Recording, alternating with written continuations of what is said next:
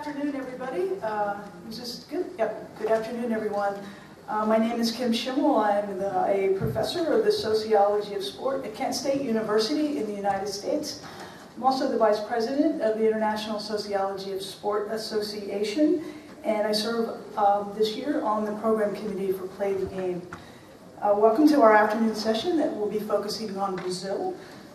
We have some excellent speakers lined up, and I'm really glad to see you here. So we'll begin right away. Our first presenter is Juliana Barbassa. She will be speaking to us about favelas.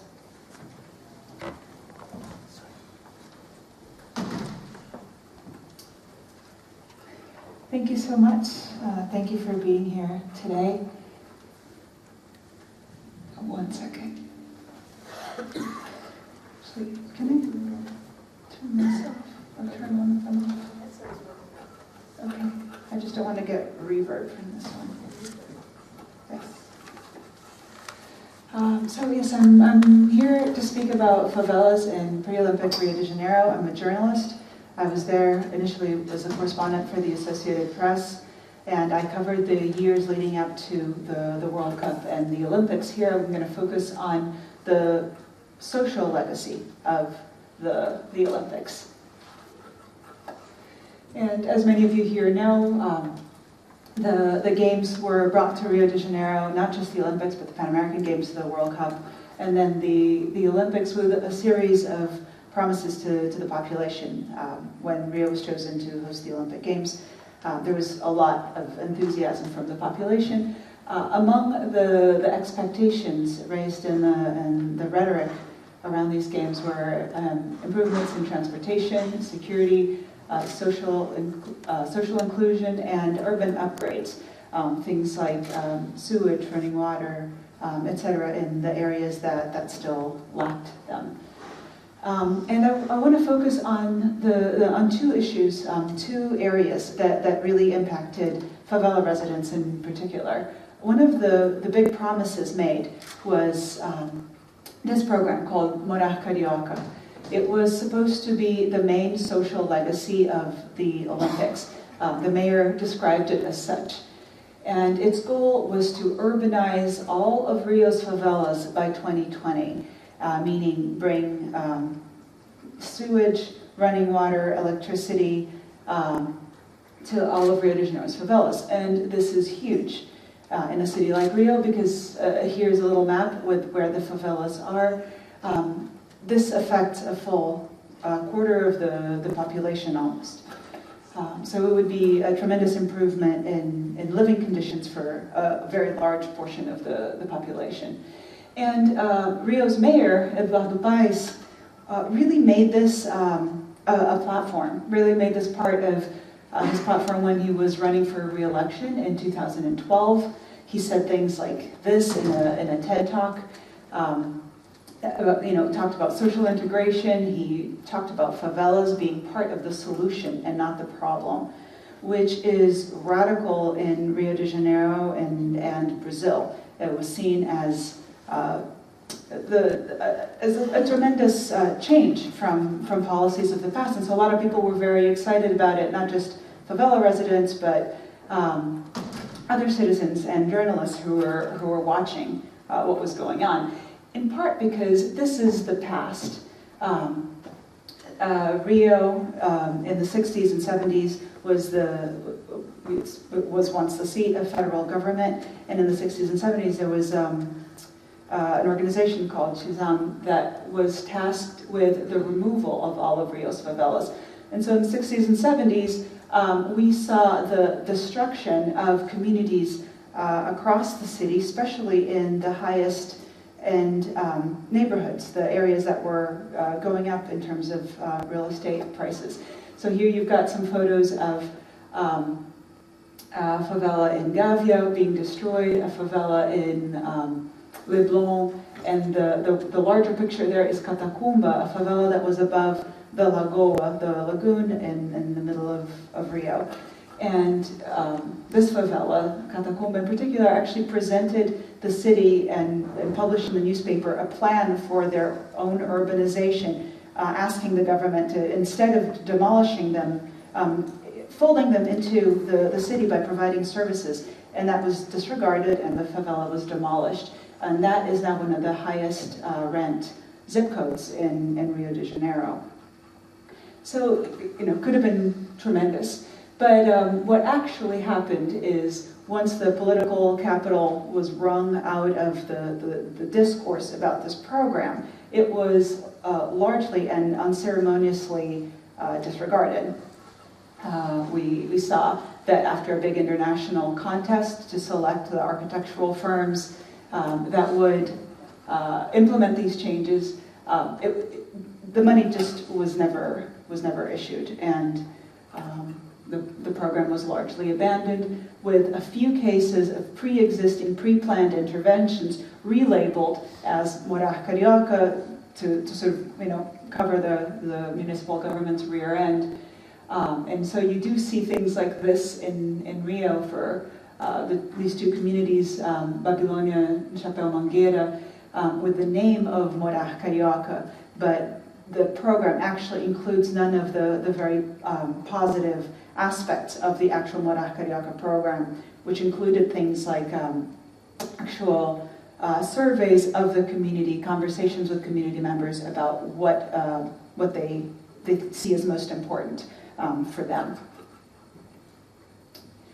And running parallel with this is another policy that was in fact implemented and did have tremendous impact in favela residents in Rio, which was removals.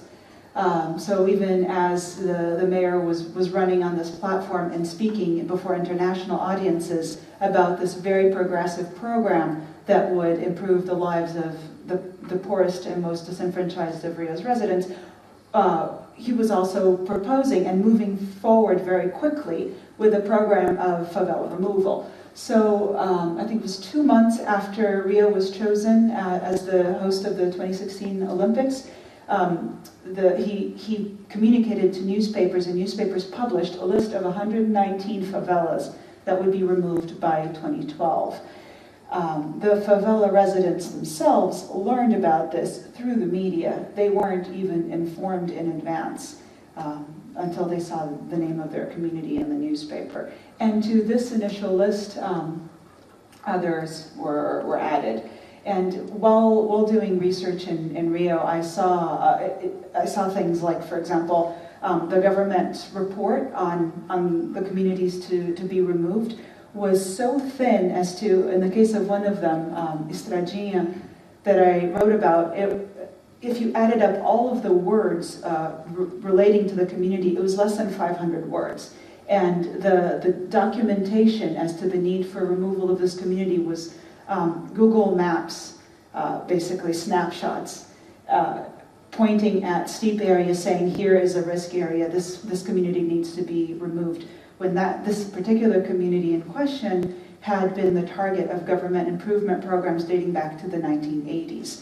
So there was no time to study this community or any of the other communities. It was a very fast turnaround. And here you have a map showing the areas, the pink dots, are areas where the communities to be removed were. And the yellow dots are areas that they were being removed to. So if you look, there's a very clear tendency here. They were largely removed from the south central area, which is where jobs are concentrated in Rio de Janeiro. What we in Rio call the south central area, and what here is actually the eastern area there. And also that cluster on the lower part of the map, which is Barra da Tijuca, the western area, which is Rio's real estate frontier, the part of Rio where real estate prices are really booming right now. So you're basically taking the poorest population of Rio from the area with greatest jobs, greatest transportation network, greatest infrastructure, and you're moving them to the far west, where those yellow dots are, which is the area with the fewest amount of jobs, most devoid of transportation of infrastructure of any sort. So this is actually something that Rio residents will recognize. This has happened in the past during those years of the 60s and 70s, you know, those earlier removals that we had that you guys saw the pictures of, we had removals from central areas to what were then peripheral areas. The favela Cidade de Deus, for example, which many people will know from the movie and the book that were written about it, was a product of the resettlement of, oh God, I forget the exact number, but a great number of these destroyed communities. And devoid of services, devoid of infrastructure and ability for residents to find work, over time it developed into a favela and was taken over by drug dealers. So we're basically looking at the same thing possibly happening again at the hands of the government. And this time there was one of the very heartening things that I saw in Rio, and that I thought was a big improvement over what had happened in the past, was very strong in some sectors' reaction to this removal program. Not all communities, but a handful of communities were very well organized and working with other civil society actors, communicating with the media. They were really able to get their story out. And one of them, this picture here is Vila Autódromo, a community that is very well organized and pushed back significantly against plans to remove them, because they're right within the main Olympic cluster in Barra da Tijuca. So they're right next to the Olympic Village, the Olympic Park. This area that's really being targeted with a lot of investment and has a lot of interest from real estate developers in the area. So the need to remove this favela is very high in their list. Like that earlier favela Catacumba that presented the municipal government with a plan for their own urbanization, Vila Autódromo did that as well. They won an international award for that plan, which was done in conjunction with a university. But again, that was pushed aside. And this is a picture of one of the attempts at removing residents from Vila Autódromo. It was very, very violent and very sad. A lot of the residents are still holding on, have been holding on, but many people within the community have lost heart, essentially, as they've seen neighbors' houses demolished and the trees cut, water cut, power cut.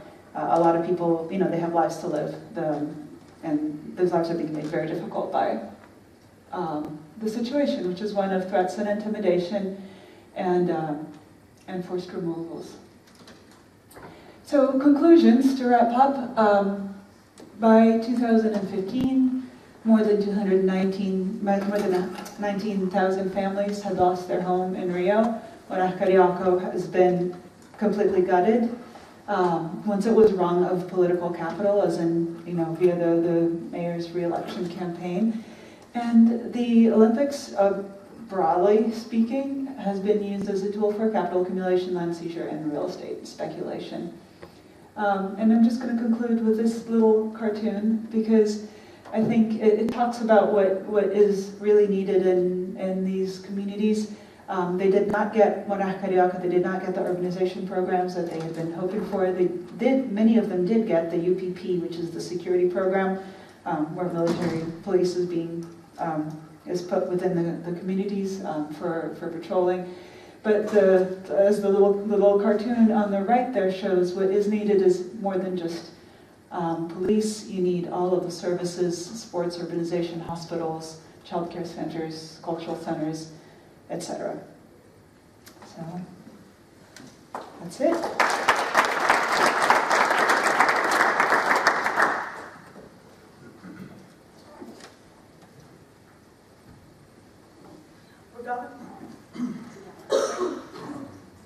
Yeah, thank you. Obrigada. Juliana, it's a nice segue into our next presentation by Dennis Pauschinger, who will be speaking to us directly about security events at events. Yeah, thank you very much, and it's a big pleasure and honor to speak again, to play the game conference at this excellent Play the Game conference. And we're just waiting for my presentation. There it is.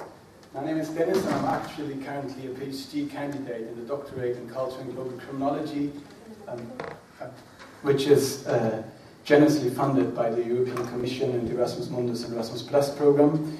And my presentation is entitled The Permeable Fortress, Visibility of Insecurity during the World Cup in Rio de Janeiro.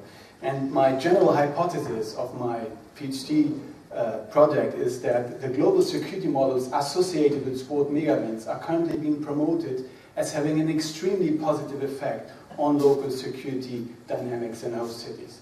And in my thesis, I want to critically test this assertion using the Rio de Janeiro 2014 World Cup as a theoretical and empirical case study.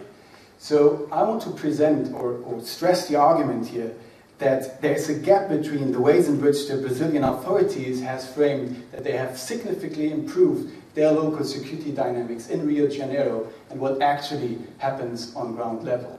For this purpose, I want to give you a short and quick reminder why security at sport meetings is called security spectacles, to then present you shortly the host and Rio de Janeiro security dynamics in the host city, then go and present you how these global security models have materialized during the World Cup, and then go onto the ground level and show you where I identified through my research this gap I was just talking about. When we are talking about sport mega events and security, I think many social scientists have framed these security spectacles as that security has become an integrated part of the Olympic ritual. And I want to feature prominently here that there's mega events are catalysts for ongoing and pre-existing security developments, sharpen them, and serve as testing ground for new ones. And important features of these measures and these security measures at sport meetings are all too well known for security policies we are all living today. Surveillance delusions and obsessions, situational crime prevention, total security claims, and the militarization of public security. And all this is often embedded in the justification discourse of the war on terror.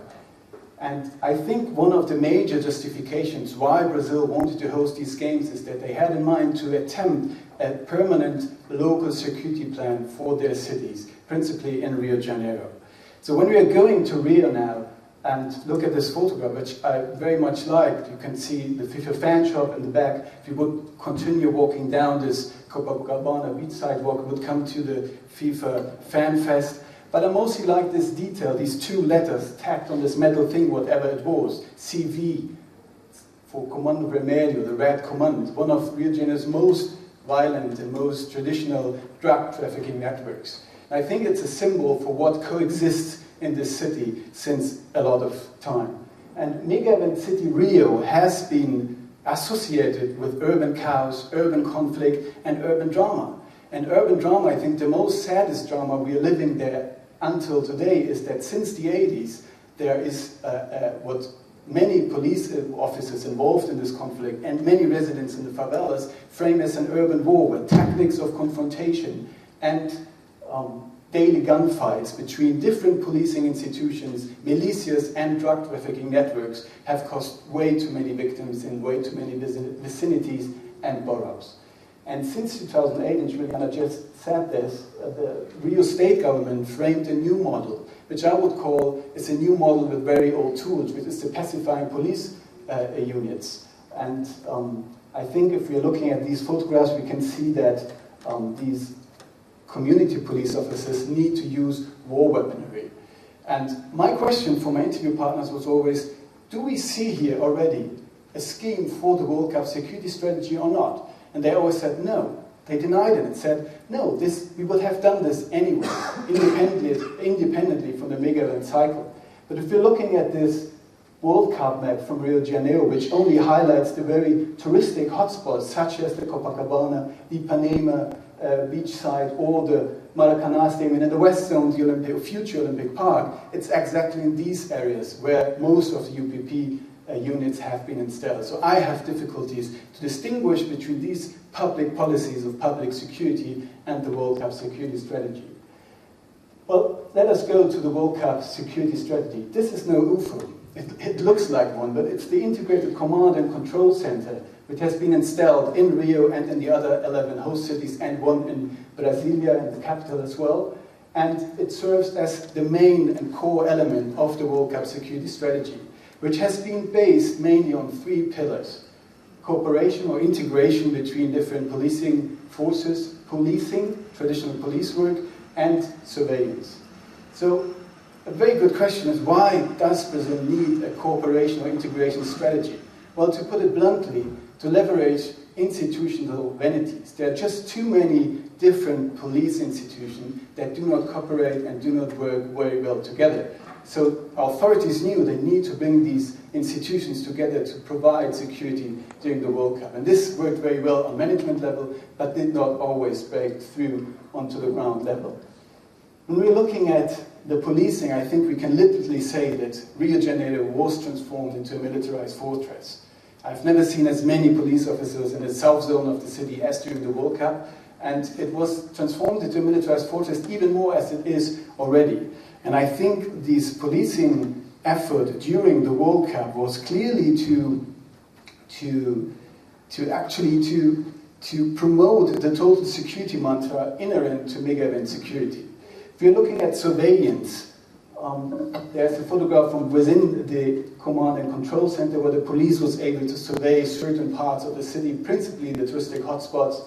There was stadium technology surveillance in the stadiums, in the Copacabana area. But surveillance was not only very present in technological terms, but also in very classical crowd control mechanisms, such as airport-like checkpoints, transformation of public grounds around the stadium into private spaces with the security perimeters, and again, in technological terms, with the mobile devices and units of the integrated command and control center.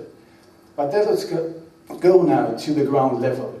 And I did my fieldwork in 4 different localities. 2 of them I just presented to you, which were the command and control center, the security perimeter around the stadium Maracanã, and then also I did participant observation and interviews in a police station and with the special forces of the civil police. And despite this heavy investment into technology, buildings and security material, there has been this gap between the official discourse and the ground realities. And this is why I think, yes, Rio was transformed into a fortress, but into a very permeable fortress. This is why we have seen, so on the one side, we have witnessed stadium invasions, failing airport-like checkpoints and ticket robberies, plus new security risks were produced through too much security measures. And for me it became apparent that through public security briefings and the many agents on the ground, the governments wanted to make security visible. It was about conveying a feeling of security and not to really provide security. It was about keeping the total security discourse while the fortress had already fallen. And on the other side, and more importantly, I think, the time I spent in my fieldwork localities and in the conversation with the many agents, it came to the fore that the total security claims are nothing more than techniques to promote the ways in which security governance is carried out in very uncertain times. The total security claims are techniques of visibility. But behind the doors, old tradition and culturally embedded problems from a very complicated security landscape prevailed before, during, and after the World Cup. And I would even go a little step further and say a World Cup and Olympic Games are not only intensifying pre-existing and new security measures, but also promote more risks and uncertainties. And this is best shown, I think, by the statement I recorded during the World Cup and has been repeated in many interviews after the World Cup as well, and which shows the continuation of very old problems. Put differently, for the man in the battlefield, nothing has changed. Their insecurity, their uncertainty, and their risk have rather augmented after the World Cup and not changed. And this is principally valid also for all these people living, the people living in the communities. Finally, I want to leave you with this photograph of the VIP entrance of the Maracanã Stadium. If we strain our attention to the left side, we can see a reflection of the Mangueira favela, which is just a few yards away. And more or less exactly 3 months after Philip Lahm has raised his World Cup into the Rio de Janeiro sky, there was again a new fight between two rival drug trafficking networks in this favela. And they found, like in October, a year ago more or less, a car with 5 dead bodies, was one of them had his head chopped off. Very shocking news for Rio and for the whole world. After the World Cup, 3 months only, there was this kind of incident. But in fact, it's no new news for Rio de Janeiro, because since then, there has been many victims in many vicinities and boroughs since then, on the police side, but principally on the community side. And this is for me a confirmation of the aforementioned argument that there is a gap between the ways in which the host cities and the governments tell us that they improve their public security through the mega event security plan and what happened actually, what happens on the ground. Permeable, I think this word has not only significance for what happened during the World Cup, but it also describes the Brazilian day-to-day urban and security drama. The concepts are permeable. In order to change the public security, we need more than investment in technology, buildings, and security measures, and we need mega events that do not intensify social conflict and violent conflict in these host cities. Thank you.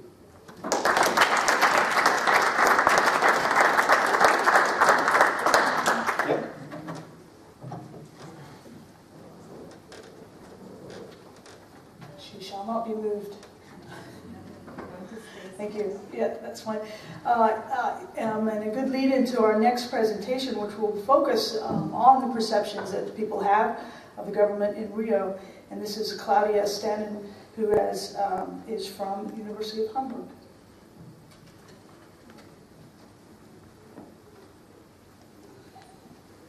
Thank you. Is it working? No, it's not. Yes, it's working. Thank you. Yes, as Kim said, I'm Claudia. I'm from Hamburg, from the University of Hamburg, and I've been researching in Rio de Janeiro for my master thesis. I've been there right before the 2014 World Cup, and I was interested in seeing or getting to know the point of view of the people being evicted, and see how that influences their attitude towards the government in Rio de Janeiro. For me, as I said, it was very important to show or to point out the view of the people I talked to, or this is at least not what my study was about, but what my talk is about right now. First of all, I want to give a very, very short overview about the current situation in Rio de Janeiro, because Juliana already showed us a lot about it. Then I want to tell you a little bit more about my study and my findings, and at the end I would like to open up a little bit some thoughts, general thoughts about the effects and misuse, in my opinion, misuse of mega events in host cities. Rio de Janeiro's pre-Olympic period saw one of the largest numbers of forced evictions and displacements in the city's history. Regarding to a new book published by Lucas Faulhaber and Lena Azevedo, they claim that over 67,000 people were evicted between 2009 and 2013, which is, even for Rio de Janeiro standard, a huge number. Most of the people evicted are from favelas, and most of them are relocated far outside the city center. So the Comité Popular, which found itself in Rio de Janeiro, for example, they claim that over 13,000 families that were evicted were directly linked to the mega events in Rio de Janeiro. So this was the situation I found myself in when I got there. I spent over 6 months there in the field, and I actually conducted over 20 qualitative interviews while talking to a lot more people than that. And all of them were residents of 4 different favelas, or also already evicted people. So either they were in high risk or they already suffered through these evictions. My 2 main questions I want to present here are on one side, how do they perceive these changes, and who do they hold accountable for what was happening to them, or had happened to them, or will happen to them, depending on the situation. And what were the strategies they developed to fight back, to resist, and to gain visibility, actually, because that seemed to be very difficult for them. First of all, I just want to note that the residents, they did not see the necessity to distinguish between different players that were responsible for their evictions. Of course, they saw that they all played different roles, but they all play different roles in the same network, trying to force them out of their homes, and all of that just for gaining economic value. So this is why I continue to use the term government, but actually I'm talking about a network between the economic elite and the event operators, the local and national government, because depending on the favela I was talking to, or the favela resident I was talking to, was either the local or the national government trying to remove them, the established media, which played a huge role, and their own community, which sometimes also presented itself as a problem.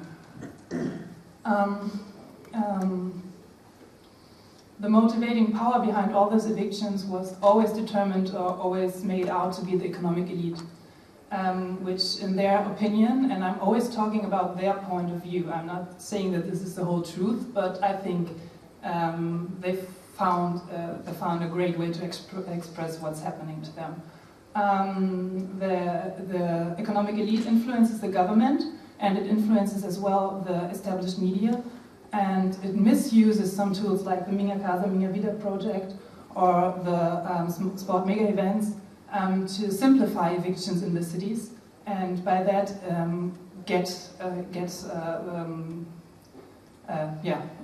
enrichment by property speculation. That already shows us a little bit about their view on the government, which includes the justice system, the politicians, and also the civil servants. All of them are described by the people I talked to, and this was nearly like all of them said that they are not independent, and they are totally guided by economic interests, and especially the law was perceived as something that is not constant, that does not treat all the citizens equally, and that does not apply to all of the people.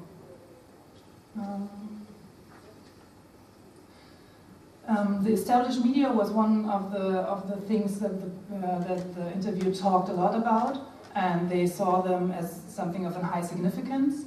On one hand, they lead the discourse of their coverage, and is seen or perceived to be something that steers up the whole society against them by biased reporting, which is basically, when they were talking about the established media, they were talking basically about the Rede Globo. That also shows us a little bit that the people I talked to think that the public opinion is easily manipulated.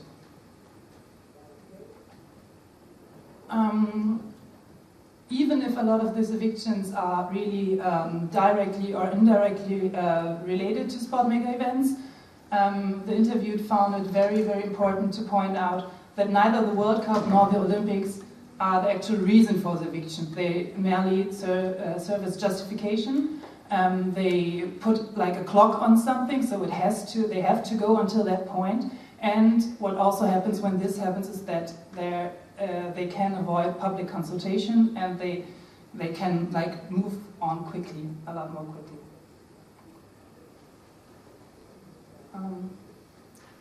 As I said, there also were some difficulties internally. So we had divided communities in most of the cases I talked to. There were always some that did not take the situation that seriously, or also did not feel very, how do you say it? They have resigned somehow. And on the other hand, we always had some leaders and some people that dedicated themselves fully to the resistance. So in this situation, it made the community, the communication inside the community very hard, and also the collective mobilization got very stuck by that. I found a lot of interesting ways to implement resistance while I spent my time with the people there. But what I really found interesting was the idea of kind of a public relation for their own community. They developed something like an image care internally. So you find like they create their own logos, they create their own slogans. Not all of the favelas, but some of them mostly got help from universities or NGOs. And they even sell some kind of merchandise like t-shirts and stickers, and try to find people to wear them to help them to gain visibility.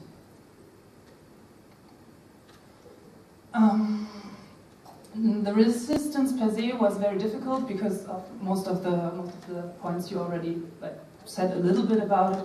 There is no educated information for the people living there. There's no transparency, and there's nearly no possibility to participate in the decision-making process.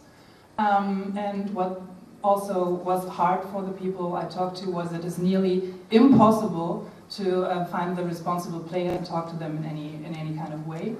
And what also made a great impression on me was that they had a difficulty to find meaningful counter-arguments, because the real motives, why they should be evicted was never openly articulated. So they spend a lot of time and effort and energy in arguing against false arguments. So, looking at the whole picture, I saw communities that told me that democracy for them did not work at all, at least not like it's implemented in Rio de Janeiro. They do not feel that the justice system serves them or treats them equally. The media is something that they highly suspect of being manipulative, and the only thing that could help them not to be removed would be a broad social support, which they could not see happening. So you see a lot of people that have a deep loss of trust in the different parts of the government, and the magnitude in which the affected citizens feel cut out of the society, for me, was very impressive and more extensive than I expected. So what discourages the people I talk to, or the residents, much or highly discourages them is the hidden ambiguity behind what is happening. On the one hand, they've been told, or they have always been told, that they seem to have the same rights as every citizen, they have the same worth as every citizen, but on their day-to-day basis they definitely feel that this is not true. And while none of the accountable parties ever openly would express this inequality and would tell them about it, they feel it on a day-to-day basis that this inequality exists. That raises the question, who's actually responsible for what is happening right now in most of the host cities and in Rio de Janeiro? How can we as a consumer and as an audience do something against it? Or can we even influence what's happening? And we had a lot of people in the community say, don't come to the World Cup, this boycott might be an answer. But there were also a lot of them that thought it might be able to create sport mega events that would have a positive impact on what is happening to them. They said it must be possible to change, on one side, the implementation process in the cities, on the other hand, the inner structure of the events. And what they always told me at the end is that they feel that these unintended side effects that you see, like evictions, like public security being raised, like problems with the environment and something like this, that these are not damages that are being done,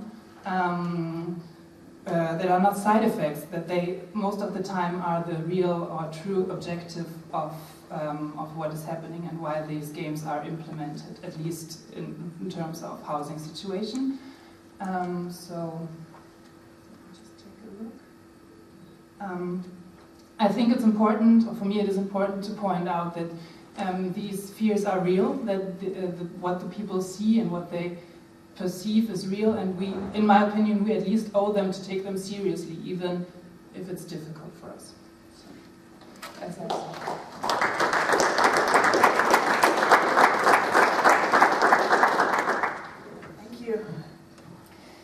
The brilliance of the planning committee has, again, made a nice segue to the next presentation, which will be delivered to you by Elizabeth Martin, and will actually talk about a call to action from a spectator point of view.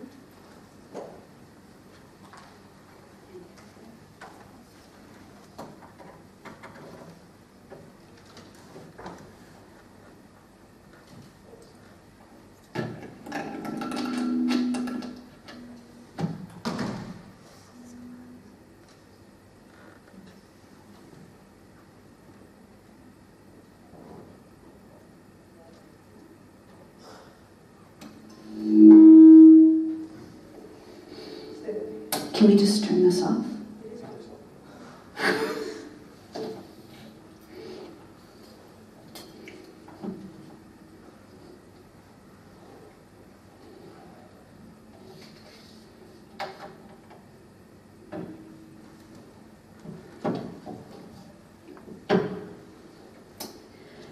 Okay, my name is Liz Martin. In 2007, do you get it? Is that better? In 2007, my nephew was living in Brazil, and he was celebrating his 30th birthday, and he was murdered by a policeman. And the year that he was murdered, 15% of all the murders in Rio de Janeiro were committed by the police. I am the daughter of a policeman. So I thought I had a pretty clear view of the realities of policing. But as a white working class woman, in fact, I was immune to a lot of those realities about police brutality, and especially the realities of police lethality. Police in Brazil kill 8 people a day. But I want to give that number some context, because on its own, it's hard to know what to do with that. So I'm going to compare police in Brazil to police in the United States. And when I do that, please know that my intention is not to diminish what is happening in the United States. We are getting a lot of overdue attention now for police brutality ever since Michael Brown was killed in Ferguson. So we're hopefully embarking on some very, very important work. So to compare the two countries, police in the United States kill 3 people per 1 million. Police in Brazil kill 15 people per 1 million. That means that police in Brazil kill at a rate that is 5 times greater than the police in the United States. So when the dictatorship ended in Brazil, the police structures stayed in place, and they are a military police. So if you think about it, police during a dictatorship, their job is to protect the state, not the citizens. So they have an adversarial relationship with the citizenry. And that's best illustrated by a quote in 2008. A senior official said, "The police are society's best insecticide." And he went on to be promoted. So with language policies, such as resistance followed by death, which is essentially license to kill, with language policies, the high rate of killings, and police freedom from punishment when civilians die, all of this points to a subtle form of permission. They claim they're fighting crime when they kill a pickpocket, a shoplifter. Now, there's major problems, absolutely, I am not discounting that.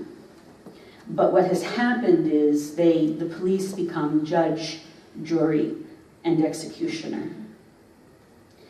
And that was why 2 years ago, I had started the Don't Kill for Me, Save Games for All campaign, because the logic of the argument was simple. The police are cleaning up the streets for tourists, for the World Cup. That meant that they were killing on our behalf, that they're killing for you and for you. So I stood here 2 years ago, coming from a place of fear, but I stood here with a prediction that the police killing citizens would increase as we got closer to the World Cup, that there would be so much pressure to clean up the streets that we would see an escalation of police violence. Today, I stand here with the facts. By the Brazilian government's own accounting, in the 6 months leading up to the World Cup, compared to the same period the year before, in the state of Rio, the rate of police killing citizens increased 45%. In the 6 months leading up to the World Cup, in the same period before, compared to the same period before, in the city of Sao Paulo, the rate of police killings increased 138%. In 2014, the United Nations and the IOC signed an agreement, and this is from the IOC website, that reinforced the belief that the IOC and the UN, quote, share the same values of contributing to a better and peaceful world through sport. Last week, the UN Committee on the Rights of the Child issued a report on the status of children in Brazil. And Renate Winter, the vice president of the committee, said that this wave of police violence in Brazil is done in order to present a problem-free city to the world for the Olympics. So how do we get to this better, more peaceful world, given what we now know? So I stand here feeling a little naive, but hopeful. My call to action is the following. I propose that we, and that means journalists, academics, policymakers, athletes, tourists, we put pressure on Brazil to have the political will to aggressively support and implement meaningful changes in the police. And many people believe that it will be only through international pressure. Was it here or another session someone referred to shame and blame? An example of this pressure would be, again, I'm feeling a little naive, that IOC and event sponsors could be clear about how Rio gets to the Summer Games and cautioning them about this increase in violence. And it must be public, it must be explicit. I propose the media change their narrative about Brazil so that honest and clear information about the police is available to people. If the media doesn't report it, it's as if it didn't happen. When Renate Winter made that statement directly linking police behavior in Brazil to the Olympics, you would have thought the world would explode. And it didn't. The Don't Kill for Me campaign, I launched a petition to the IOC and event sponsors in an attempt to get sort of a metric of public concern. But it's very challenging because because the narrative about Brazil is so different, people struggle to even believe this data, these facts. So when my nephew was murdered, the circumstances of my finding out were kind of complicated. I was hiking in a very, very remote part of the United States, and a park ranger had to fly in and then hike in to come to me, and he simply said, "Your nephew is dead." And so it was finally on the car ride home when I knew I would have good cell phone service that I called my family, and my friend was driving. We were going down the highway, and it was then that my sister explained to me that Joseph didn't die in an accident, that he had been murdered, that it was deliberate. And then she explained that he had been murdered by a policeman. I grew up with a policeman. And I threw down the phone, and I started flailing, just flailing, hitting the window. And my friend cut across the traffic and pulled up on the side of the highway. And I opened the door, and I fell on the ground, and I simply started screaming. I would take a breath and scream. It was as if my body couldn't hold that much pain.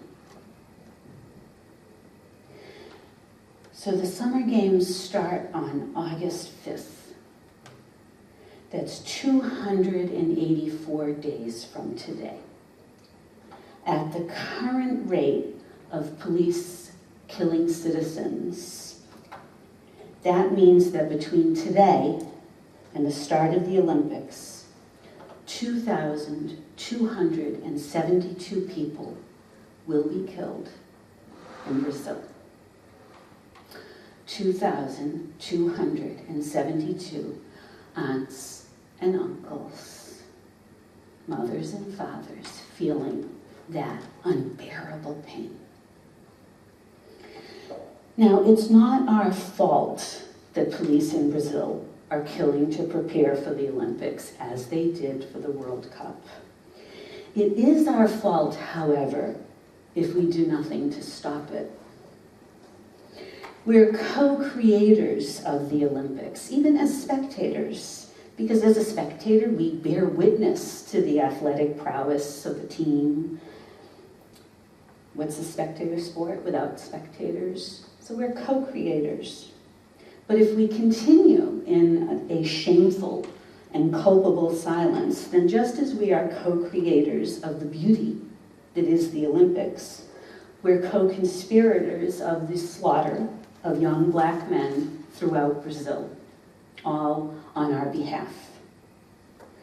I hold an expansive view of the Olympics as a noble endeavor.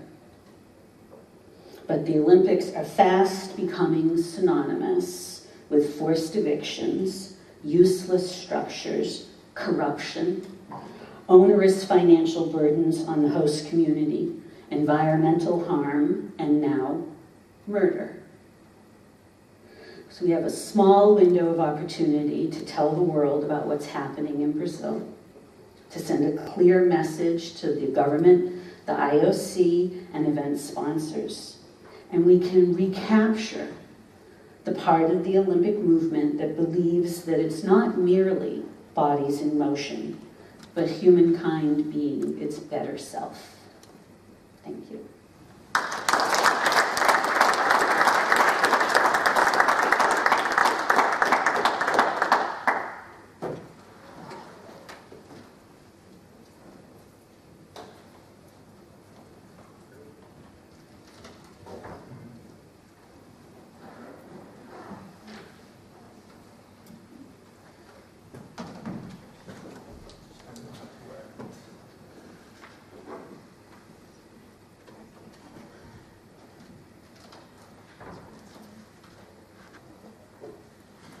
Thank you, Ms. Thank you. And so our next presenter will be Aníbal Chaim, who will be speaking to us about FIFA and I'm Lynch when he's ready. And I think he's going to draw for us.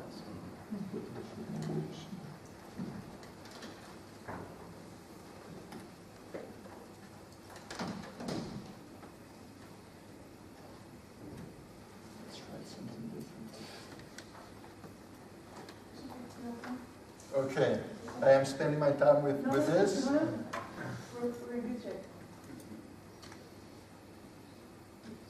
You can take a breath.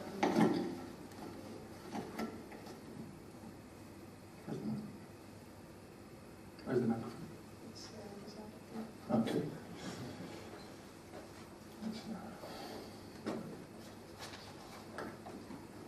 Can you listen to me? Yes.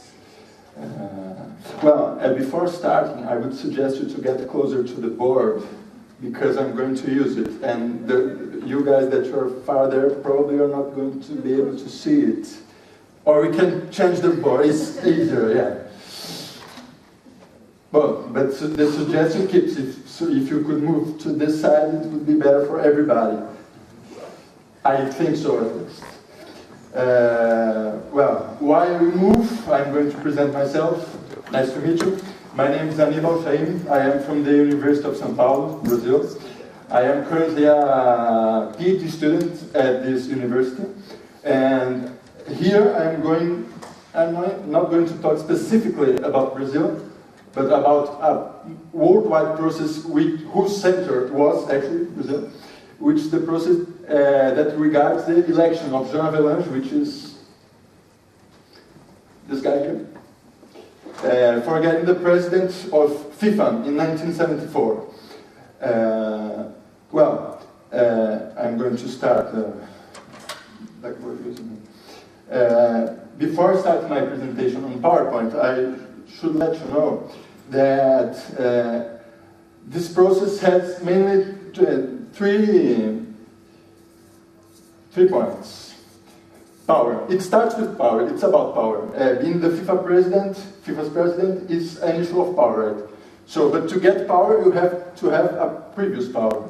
So, by having power, you get contacts, network. And when you get contacts and network, in most of cases, you get also resources.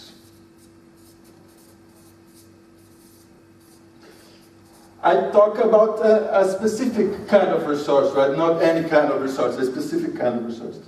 So, and when you get resources, most of times you get even more power.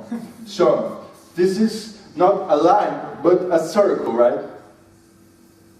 That fits itself backwards. To that be clear, the more power you have, the broader network you get. The broader network you get, the more resources you get. The more resources you have, the more power you get, and so on.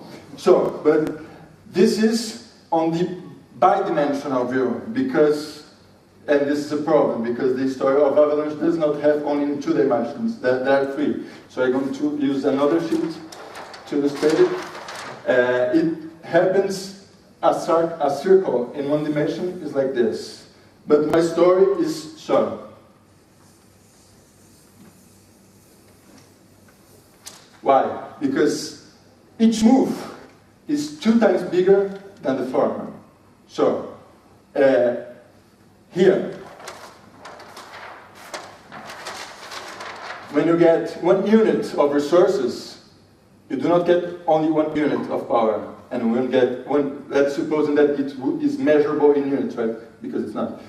But then when you get 1 unit of power, you get, and so on. So, I do not know exactly when this cycle began. Probably when Jean Avelange was born here. But I am not interested in his personal life.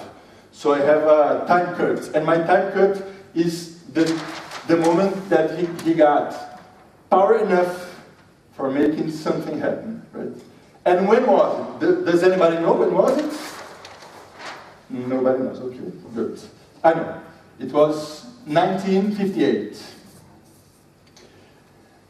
What happened in 1958? 1958, Jean Avelange, well, now we can start with the PowerPoint presentation.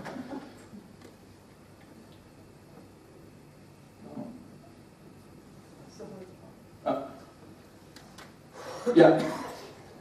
In 1958, Jean Avelange became the president of the biggest Brazilian sports institution from that time, which does not exist anymore today.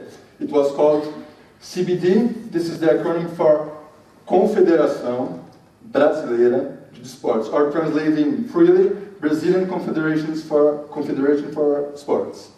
He got elected in 1957, and his term began in 1958. Well, in the same year, I do not know due to his influence or not, Brazil became world champion for the first time in Sweden, 1958. 4 years later, Brazil became world champion for the second time. I do not know how much he influenced or not. This we can talk with the persons who study match fixing. But I'm not really interested. It means that we're used for Brazil to get this title. But you know, after 4 years in the head of CBD, Avelange was world champion 2 times. Well, as long as I know, there were only 2 opportunities in which a same national team were world champions for 2 full times. The first was Italy, 34-38, and the second Brazil, 58-62. Well, after getting the second World Cup, the Brazilian national team became a diplomatic tool. What do I mean by diplomatic tool? Both the Brazilian state and Jean Avelange, who was its manager, right? He managed not only the national team, but the relationship among the football clubs in Brazil, the clubs and athletes in Brazil, so he had access to all the network, right?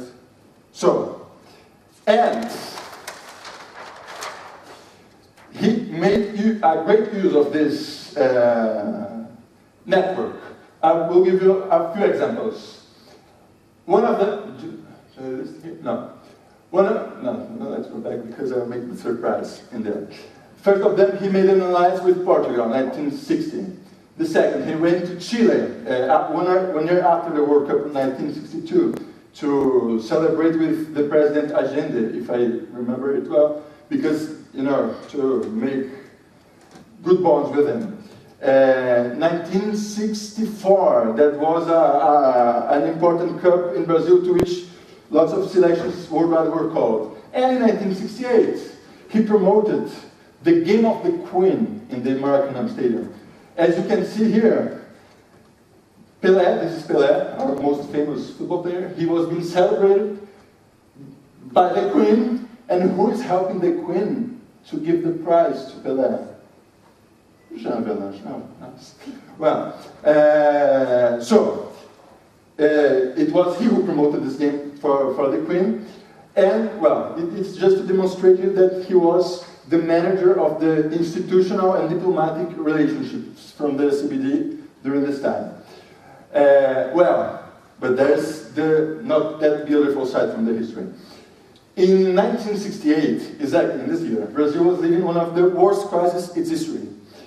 What was happening in 1968? We were under a military dictatorship. So it began in 1964, and it was becoming more and more aggressive and brutal and truculent. And in June this year, there was the main popular demonstration against the government. It was in the Rio de Janeiro. It's called in Portuguese a Passeata do 100.000, or the demonstration of the 100,000 persons. So, this was the political picture of Brazil in 1968. Well, at the same time, 4 days after this demonstration, Avelange went with the Brazilian national team to Mozambique, because there was going to be an important event in Mozambique. What was going to be held there? Well, Salazar, the dictator of Portugal, he was going to make the opening game of the new stadium of Mozambique, whose name is Salazar. Fine. He names the stadium of his colon with his own name. Nice. But no, it's not everybody who knows that in 1968, Mozambique was already fighting for its independence from Portugal. So, what shall a political scientist expect from this environment, right? There's independence fights, people are angry with Portugal, there's going to be opened a stadium whose name is the dictator of the other country. There's going to be a war in this game, right? And the team who was going to play, who was? Mozambique? No. It was Portugal against Brazil. The home team was Portugal. So, and this stadium was completely crowded by 50,000 people, and there was the greatest celebration ever in the stadium until today. So, after all these events, that after 10 years of holding the head of CBD, Avelange was aware about the political power of sport. So, as long as in Brazil we were living, as if you remember, a political crisis, Avelange was aware that the political power of football could be too much helpful to our dictators. Right, so what did he say? he said to the newspaper, publicly, there are only two ways of getting 200,000 people. Either in a demonstration against the government, or in a stadium for a football game. It is preferable to do it in a stadium. This is why I think that governments from all over the world should give greater support to football. I cannot realize any interest in him for this sentence, but he said it naively. So, of course not. He could not be clearer about his intentions. It was a direct message to the president of Brazil, Costa Silva. He was saying, look, I have the solution to your problems. Support my football team, support my institutions, and I am going to bring you the popular support, the popular political support you need. Well, the Brazilian president, Costa Silva, he did not expect to see what was going to happen. He accepted the proposal of Avalanche. So, in 1968 itself, there was the arrangement between Costa Silva and Avalanche. He created a lottery game called Loteria Esportiva, or sports lottery, whose intention would be to finance the CBD. And with this Costa Silva itself says, with this lottery, you are going to have so much money that it is possible that the government goes to you asking for some money borrowed. So, the agreement was made, and boosted with the extra money to the CBD, Avalanche made the preparation for the 1970s World Cup, in which Brazil won its third championship. And with this extra money, he started his personal mission, which was to get elected to FIFA in 1974. Well, his strategy was to build a third world alliance to take power from European countries, because in the first slide here, the man who is with Avalanche, do any of you know this guy? Anybody? Stanley Rose, the former president. So, this is the day, if I understood well, this picture is of the day of the election in 1974. Avalanche taking power from his former, the former president of FIFA, Stanley Rose. So, Stanley Rose leadered FIFA for 10 years, I think, and it was an European alliance around it.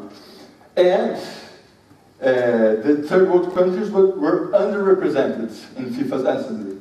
So, Avalanche took what was his strategy. I have to build an alliance with those who are underrepresented, because if I get all of them, I'm going to beat Rose in the election. This is what he did. He took the Santos Football Club, that is the club in which Pelé used to play, and the Brazilian national team to lots of countries, especially the Sub-Saharan Africa and the Middle East countries, which were the countries that gathered the biggest number of votes for the FIFA election. And so, even if a voter country or its representative did not have money enough for paying an excursion of either Pelé or Santos FC to there, Avalanche covered the traveling costs with his entity money, which was financially supported by the lottery from the Brazilian state. So, and he made a deal with Pelé, who was indebted to become his ambassador, and he brought Pelé to the election, to the day of the election. You know, where we have the boxes here where the votes are going to be put, and Pelé is around there. Hey, who are going to vote? To Rose? No, look, Avalanche is a great guy. I think you should talk with him. Huh? So, and in 1975, Avalanche left CBD with the great debt of its history, which, however, was not paid by him. Instead of he had used this money to make his campaign, his personal campaign. And, well, this debt should be paid by someone.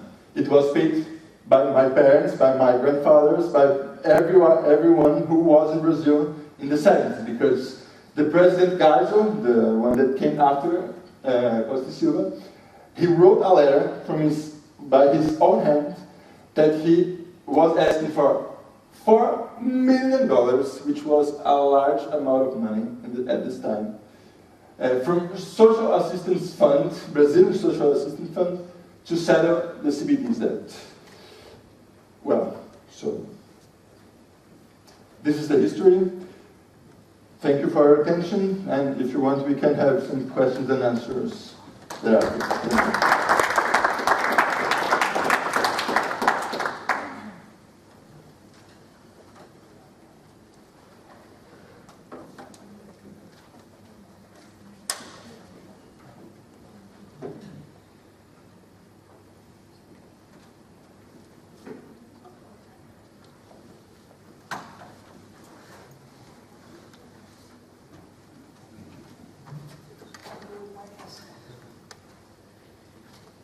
Thank you to all our presenters and to Chaim for personally evicting just about half of the left-hand side of the room. Could I ask, please, for comments or questions? Questions first, please. We do have time for comments later, but let's start out with questions. Could you please identify who you are and tell us to whom your question is directed? Thank you.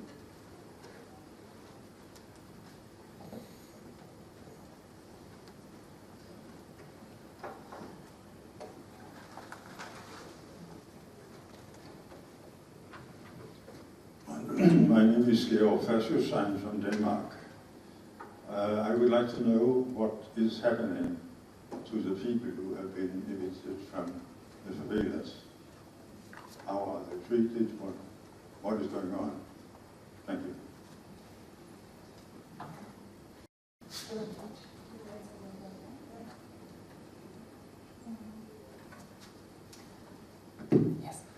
Most of the people being evicted get certain options from the government. They either can get a small amount of money to make it possible to try to build a new home. Some of them build it in another favela. Some of them become homeless. Others live with their family in other favelas or in formal settlements. Some of them get evicted to Minha Casa, or relocated to Minha Casa, Minha Vida projects, which is a social housing project that was implemented in whole Brazil, but in Rio de Janeiro specifically is used to justify or to facilitate evictions. So there they can live for a small amount of money each month, and they pay each month to become the homeowners, which they already were before, but now they have to pay for it. There are a lot of different options. It depends a little bit on how long they struggle, how well the community is organized, how much pressure they can put on the government on one hand, and also how valuable the land is they live on. Because if it's very valuable and they want the people gone soon and fast, then they put a lot more pressure on them, and yeah, so it's very different.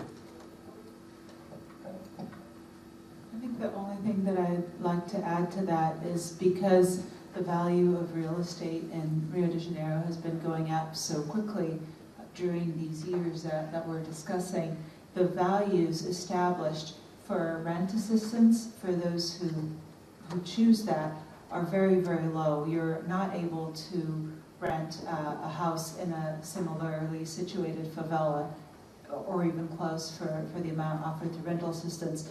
And again, unless you're talking about a favela like Vila Autódromo that was able to resist for a very long time, and where residents were able to ask for a little bit more money for their property, also because the land around had risen tremendously in value.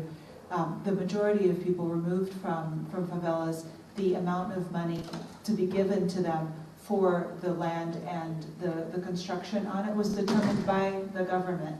And those amounts, I wrote about them at some point, and I could pass them on, but they are absolutely not commensurate with what it would take to get a similar plot of land and build a similar sized house anywhere in the city, in a favela or otherwise, which is why people were resisting so fiercely.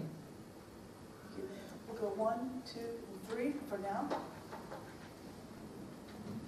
Thank you for your presentations. My name is Jan Skocek, I'm from Vienna. Some friends of me, they wanted to make holidays in Rio during Christmas. And they did not go because they heard from friends who have relatives living there, it's too dangerous. Is it true? And what will happen during the Olympics?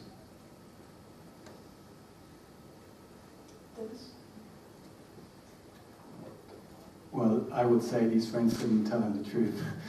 It's dangerous, of course it's dangerous, more dangerous than in Vienna or somewhere else, but there's no ways of not being able to do tourism or live a more or less normal life in certain areas in Rio de Janeiro. Of course you need to follow certain rules and not go in certain areas, but this violence we are talking about is mostly happening in the communities and in the peripheries of the city, and of course also in the South Zone, where there's the intersection between very wealthy neighborhoods and favelas.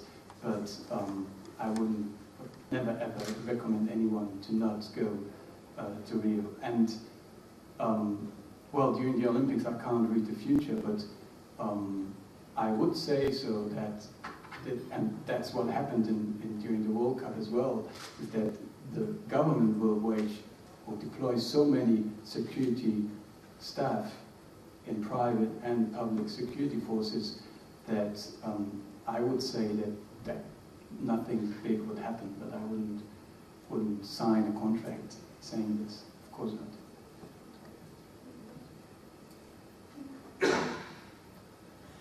Here and then here. Okay, Suzanne Gast from Hamburg Christchurch University. I guess my point is kind of directed towards Claudia, because I'm really interested. We see events are used repeatedly to expedite unpopular policy goals. And I just wonder if events are going to be awarded to places where this will happen, how do we remove that cover so that the event can't be used as an excuse? And how do we get event owners to see that as being in their interest, particularly from a reputation point of view? Particularly when one of the reasons that events are promoted, the benefit is they are a tool to accelerate public policy. As I already talked a little bit about, I think the first point would be to take the people seriously. It doesn't actually, at least it was my approach, it doesn't actually matter that much if they are totally 100% right. It's not important if everything that they are experiencing is 100% factually true, because what they are experiencing right now is their truth. So that's what they base their actions on. So if I think it would be the first step to actually start listening to the people and take them seriously.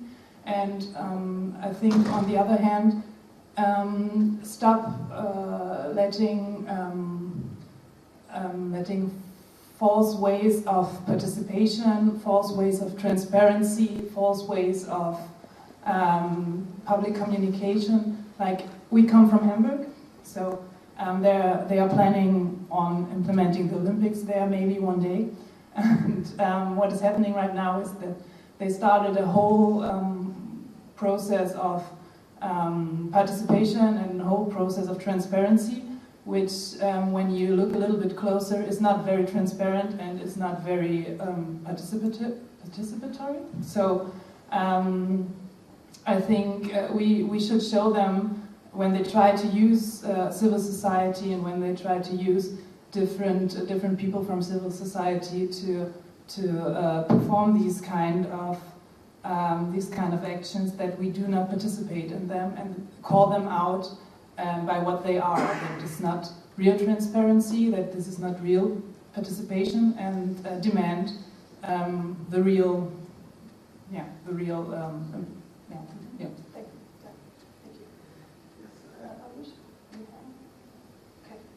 Thank you. May I ask 2 questions? No. No. Just kidding. They're short. They're short. Here and then here. 2 shorts or Two 1 short. short? One two-part question. Okay, no. Aníbal first. What's Avalanche now for Brazil? Because Avalanche will be celebrating his... sorry, I am Ezequiel Fernandez Murs from Argentina, La Nación newspaper. What is Avalanche now? Avalanche will be celebrating his 100 years old during the Olympics. And there is a stadium, one of the main stadiums of the Olympics, with his name. No, not anymore. Not anymore? It's changed. It's When? It's nowadays called Stadium Newton Santos. But it was they don't- changed this year. No, but the project, but it was not approved at the moment, as I... Not yet. Not well, yet, I no. do not have updated The information. black Joao Avalanche is now in the stadium. But I do not. I am from São Paulo. The stadium is based in Rio, so No, I do not know. I was there 1 month ago. Okay, so probably you're right. Excuse me. No, okay, you're right. What's Avalanche now for Brazil? Should I? Your second question? No, that's the first question. Okay. What is Avalanche now? Well, he's almost 100 years old, right? So he does not play that active role anymore. But well, CBD does not exist anymore. It was the institution was killed in 1980. In its place, we have the current CBF, which was ruled by his son-in-law, Ricardo Teixeira, until 2011, which left his place due to corruption. Surprisingly, corruption accusations. Ricardo Teixeira, his son-in-law, and well, Ricardo Teixeira left, then took power José Maria Marim, who currently is close to here in Switzerland, as far as I know, or in the United States, in jail, if everyone does not know. He left power in the beginning this year, and the power is currently to Marco Paulo Del Nero, which is its successor. So, Avalanche is not a great character because he does not act anymore. But the structure power among Brazilian football is currently almost exactly the same it was when he wrote. Almost the same. His son-in-law was there until 5 years ago. So the agreements with Rede Globo, for example, are almost the same they were 20, 30, 40 years ago. So I do not know, probably he does not give the cards anymore, but his network still works and works hardly. If I answered your question. Yes, absolutely. And Elizabeth, there were no demonstrations during the World Cup. Before the World Cup, big demonstrations. But during the World Cup, nothing happens. It was a peaceful World Cup. I was there, I was in favelas, seeing matches in favelas, in hospitals, in Cracolandia too. And all the people was seeing the matches. You think the same could happen during the Olympics? Because Olympics is not so popular as football is in Brazil. Yeah, I suspect that that will be the case, that the Olympics will appear to be very peaceful. I think that the way we measured the World Cup as a success and peaceful was because of the lack of large demonstrations, or because a tourist didn't get killed, or it wasn't something very public. People were still being killed every day by the police in Brazil. So I think that the Olympics will probably be a success, but I think that we'll be paying an extremely high price to get to that. Thank you. I just wanted to add to that with all these questions of safety in Rio, or of police action and perceived peacefulness of these events, it always bears to ask the question, safe for whom, peaceful for whom? And if you look at Rio, not only during the World Cup, during the Pan American Games, in one day, a one-day police incursion into Complexo do Alemão right before the Pan American Games killed 19 people in one day. In the 3 months previous, about 70 people were killed. The Pan American Games are absolutely peaceful. Nothing happened. The World Cup, something similar.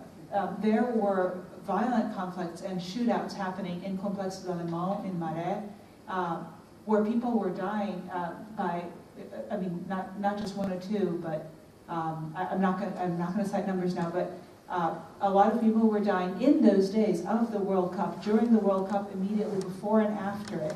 But these are not the people that you see on TV. And so where the cameras were, it was absolutely peaceful. It was a huge police operation that made it so that it would be very peaceful. As you asked for tourists, you're probably never safer anywhere than in Rio during the World Cup and during the Olympics, because there's a huge operation in place to make sure that that's the case. It's just the question, peaceful for whom and safe for whom. And that was my point when I mentioned the media and what they cover and don't cover. I'm always surprised when I hear these numbers of people dying in single police operations, and I'm thinking, well, if that happened in London or in New York, it would be all over the news. But when it happens in Brazil, it's as if it didn't happen. And I think that fits in with that. So we evaluated the World Cup and decided that it was safe, for precisely what Juliana said. And just adding a little thing, and even police officers are aware of these dynamics.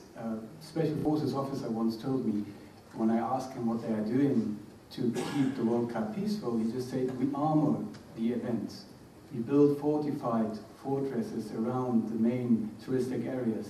And if you went into the security perimeter around the Maracanã, you would not recognize if you were in Rio, in London, in Germany, at any other World Cup, because it's always the same spectacle that is presented by FIFA to you wherever you are.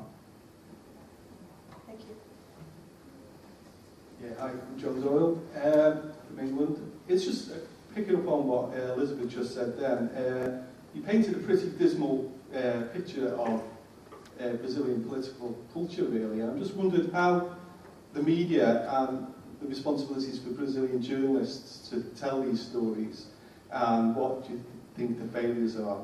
And then just to extend that really to Western journalists and their responsibilities. I wonder if you had any comments on why the Brazilian media doesn't focus on these issues as much.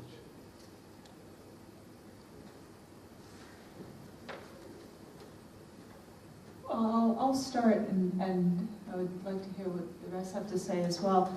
But just since I'm a journalist, yes, the media has its responsibilities, of course, but I think one thing that happens in Rio in particular is, one, there is practically a monopoly on media. The biggest newspaper in Rio is O Globo, and Rede Globo controls many of the rights to show sports events, soccer games, etc. And if you want to work as the message is not hard. It's not hard to read this sense that if you want to work as a journalist in Rio, you're going to work for Globo, and Globo has a long history dating back to the dictatorship of supporting that. And there are certain messages that are going to go through a global newspaper, a global newscast, and certain messages that are not going through.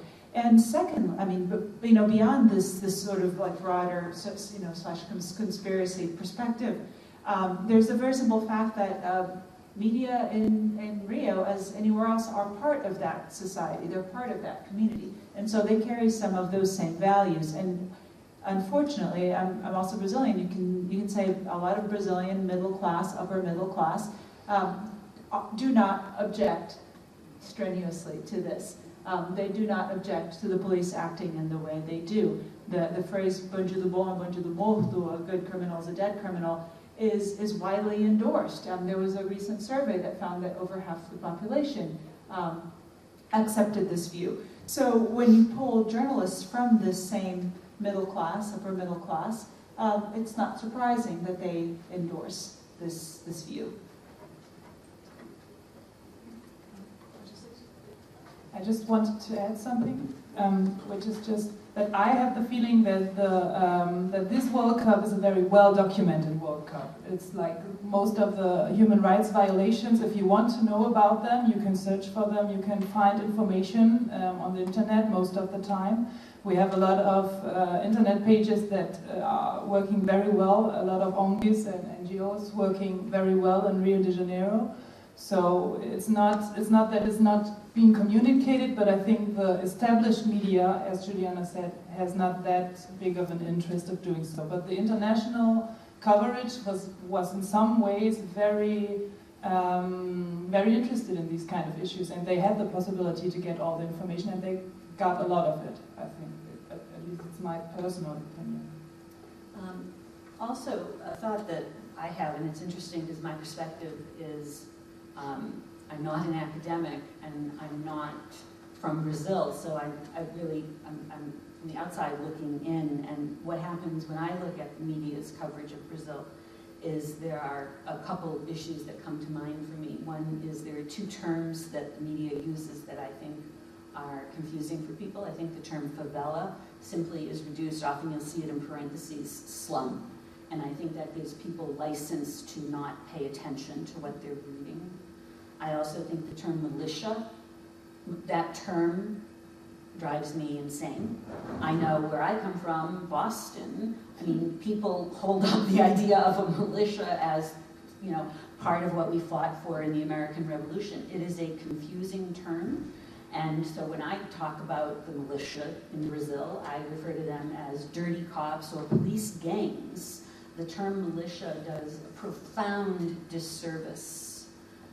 It is a horrible term for the general consumption. And finally, what I routinely read is sort of conflating crime and the police.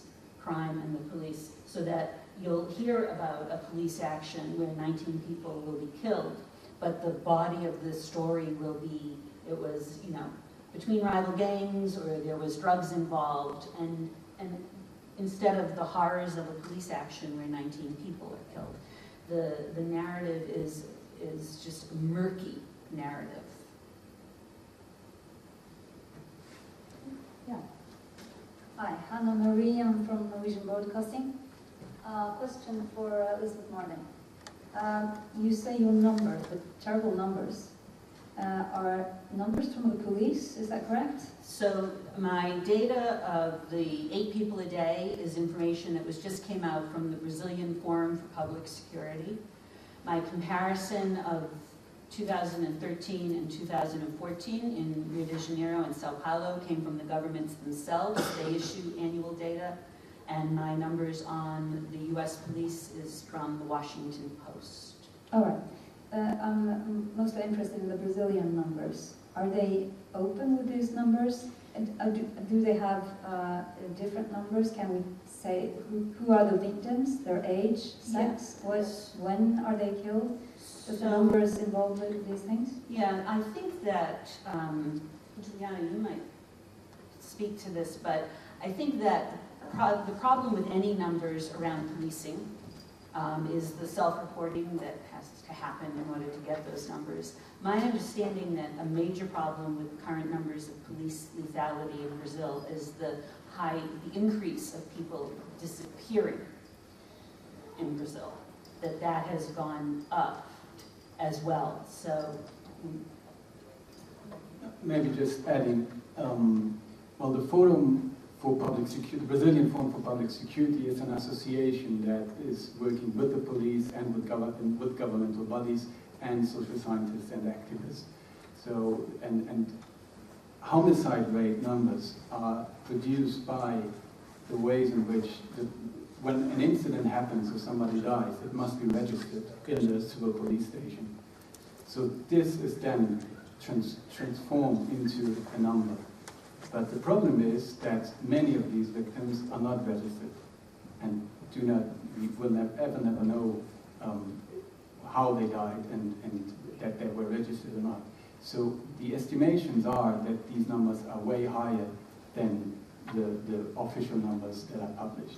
So there is a filter through the governmental body because often, for example, what she just said is that when the military police patrol kills somebody, it's often sold as if it would be in resistance to arrestment. And then often these kind of incidents are not investigated further. Another question, short one. As was the subject here, last time we met here, we had the Pan American Games. It was chaotic. There were numerous of violent groups in Brazil as well, making a point against the World Cup. And now it's silence. Just 7-8 months before another big mega event. Where are these groups now?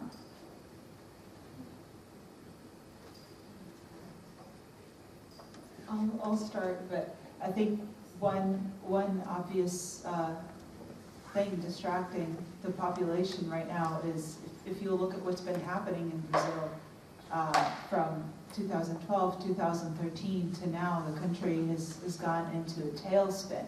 The economy is in shambles, inflation is up, unemployment is up. There's the possibility of impeaching the president. The major oil company, the major construction companies, and politicians of both the leadership and the opposition are all embroiled in a massive corruption scandal.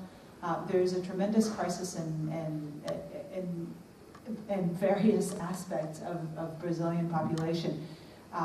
So there have been some protests by some segments of the population, but there is a broader concern now beyond the games. I think what we saw in 2013, 2014 started with some basic demands for affordable transportation, transparent government, etc. But I feel like the crisis has grown and it's starting to affect people directly at home in their pockets and their ability to feed their family. So I don't know if this is going to explode at some point into massive protests, or if people are really going to turn back and focus on themselves and on caring for their own. But that would be part of my answer, at least. I'd caution us from using, marching, the number of people marching in the streets as somehow a measure or an indication of how bad a situation is. I mean, the data is there, and it's primarily, the poor and disenfranchised that are being victimized, if not exclusively. And because they're not necessarily this week taken to the streets, it doesn't mean there isn't a horrible, horrible situation there. So I just, I think that there are a lot of ways to evaluate what's going on in Brazil, and the number of protests is simply one of the criteria, or one of the ways. Hi, my name is Andrea. I work for Children Win Campaign from Tardezão, an NGO. I'm from Brazil. I think maybe just a comment on this last question about the NGOs being mobilized. I work closely with the local popular committee, so from Rio. Just an information, on the 26th of November, there's going to be the launch of the new dossier on mega sporting events and human rights, and the launch of the campaign. So the committee is a network of NGOs that work on the different types of violations that are happening around Rio, and so to talk about mobilization and NGOs, in November they're going to launch this. But my question to the floor and to the panel was, you raised a lot of the impacts that happened and that will happen around mega sporting events.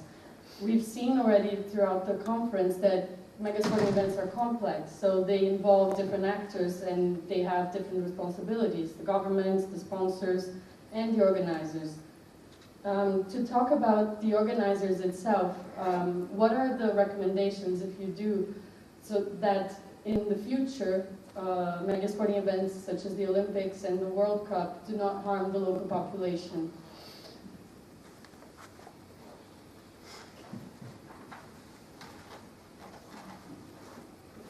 I do not have an answer for this question. I would answer with a question, actually, because this was something that I thought about a lot in the last days as well. Is this even in a broad interest of not harming the population? Is this really something that the people implementing these kinds of events are after? Or is it just like not of any interest at all? Because for me it seems to be like that. these allegations are being made for years and years and years now, and the implementation process did not change at all. The problems are only getting bigger, and the events are being used by different cities, different states of just getting to where they want to get, and that's all. I just wanted to add that, again, I just like to complicate the questions. As with the security issue, with housing, I always want to say it's not that these events are harming the population. It's not so black and white, unfortunately. It's always about who's being harmed and who's benefiting. There are people who are benefiting tremendously in Rio from what's going on there right now. Eduardo Paes, Rio's mayor, was re-elected by a wide margin. The governor of Rio, Sérgio Cabral, was succeeded by his former vice governor, now current governor. So there's a broad swath of the population that does not think that the people of Rio are hurting because of these events. It always depends on for whom. Whose welfare are you asking about? Are you looking at? My name is Idan. I'm from Play the Game. I'll just ask a brief question. You're talking about the societal level very much, which is really interesting. But if we look at the sporting perspective, if the international sports organizations, if they wanted to put pressure on the Brazilian government or the government in Rio, could they actually do it? And if they could, how?